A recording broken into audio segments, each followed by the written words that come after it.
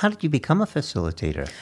So once I left treatment, I was fortunate enough to be asked to be a peer mentor. And I think it was the online group that I went back to. Some things are a bit blurry with my past.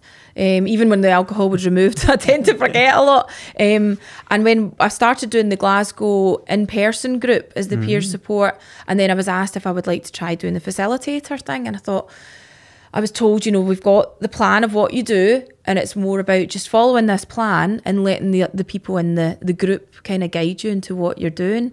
So I gave that a go, and then before you knew it, that was me. I just caught the bug. And it was a big thing for me because I'd never written a script before. You know, I'd hardly typed on a computer for years. Yeah. And what our role as facilitator is not only to facilitate what goes on in the session, but then to use what goes on in the session to create a piece of work, as in a script. And when I'd started AI, that scary thing that we all have heard about, hadn't really been used as much as what we're using it now.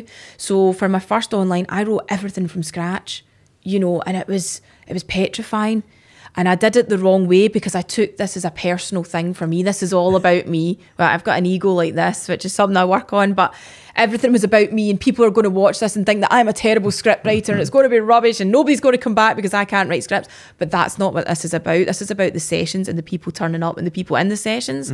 So for me, that was a really good thing for my recovery. Right. To start focusing on other people, because in addiction and alcoholism, it's a very selfish thing. You know, you're really not focused on what you're doing to other people. Yeah. It's about you and how you get your drug or your alcohol of choice. So for me, I still had those traits even though I was sober. To then have this job that wasn't all about me was a big learning tool for me. So it was really great. But then I started to use AI in the later stages, and that's taken a lot of that fear of me not being able to write a script. I can use AI as a tool.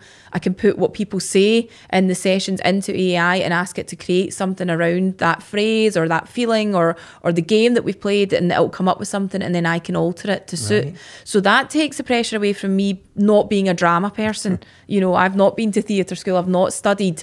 Yeah.